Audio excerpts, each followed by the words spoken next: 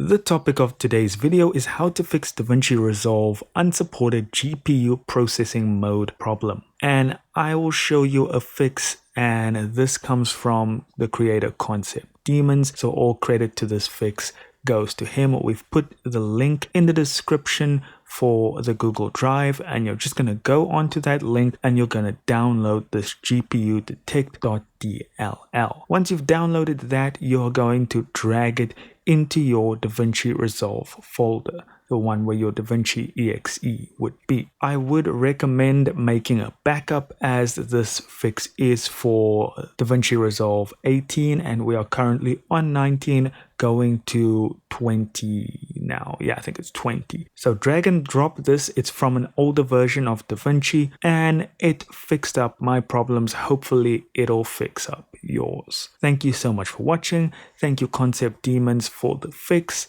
and do consider liking and subscribing for more helpful tips like this, and I'll see you in the next one.